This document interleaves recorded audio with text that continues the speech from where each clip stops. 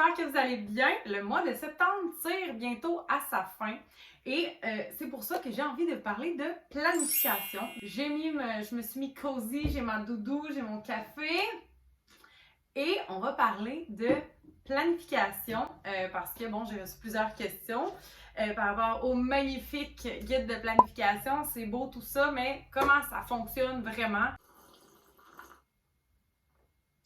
Vous connaissez certainement la roue de l'intervention. Le guide de planif est vraiment basé sur cette démarche-là. Donc, la première étape de la roue de l'intervention, c'est l'observation. Donc, on a commencé à observer, ou du moins, on va bientôt, rapidement, commencer à observer. C'est sûr qu'en septembre, il y a beaucoup... l'intégration prend beaucoup de place dans notre quotidien. Donc, moi, personnellement, les 2 premières semaines, là, j'ai pas du tout pensé à noter mes observations. Je suis pas rendue là dans ma tête, pas du tout. J'ai pas le temps, j'ai pas d'espace mental pour ça.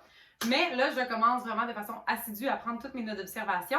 Surtout qu'en septembre, on ne connaît pas les enfants, donc on reçoit vraiment beaucoup d'informations de leur part sur leur développement. Donc, il faut vraiment être attentive. Vous pouvez voir qu'à chaque mois, dans le guide de planif, il y a 3 pages qui sont dédiées à nos notes d'observation. Donc, ça ressemble à ça ici. Rendu au moment de la planification, c'est là qu'on va aller compiler, analyser nos observations et qu'on va planifier. Donc, ça, c'est la deuxième partie de la roue de l'observation. La roue de l'observation. Besoin de café. Donc, on a pris nos observations de septembre et ensuite, bon, on arrive à la checklist de planification d'octobre. Les premières choses, c'est compilation et analyse des observations. C'est vraiment la première chose que je vais faire. Et comment je vais le faire, c'est dans mes sections enfants qui sont à la fin. Donc, vous avez vraiment une section pour enfants, c'est 8 pages par enfant. Et bon, vous voyez, c'est vraiment pas compliqué. C'est les 4 domaines de développement. Donc, on va vraiment aller prendre toutes nos observations qu'on a inscrites dans ces pages-là de septembre et on va aller les compiler ici pour le mois de septembre. Une fois qu'ils vont être toutes compilées, pour chaque enfant, on va vraiment cibler un besoin et ses intérêts qu'on a pu observer au cours du mois. Puis, on va mettre des moyens en place. C'est ces moyens-là qui vont être à mettre en place au cours du mois d'octobre. Puis ensuite, ça va continuer comme ça à chaque année. Donc ça, on va vraiment faire ce processus-là pour chaque enfant. La prochaine étape, c'est de cibler le nouveau focus d'observation.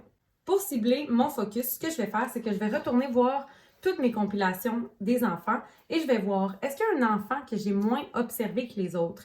Est-ce que j'ai observé la globalité des enfants, mais vraiment peu d'observations dans le domaine langagier? Donc, on va vraiment voir où je dois mettre mon focus pour le prochain mois parce que c'est normal de ne pas être capable d'observer tout le monde de façon égale ou tous les domaines de développement de façon égale. Donc, on va focuser notre prochain mois sur ce qu'on a eu plus de difficultés au cours du mois de septembre, par exemple.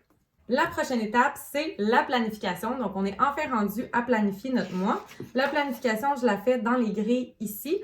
Et ce que je vais faire, c'est que je vais encore une fois retourner dans mes compilations des observations de chaque enfant.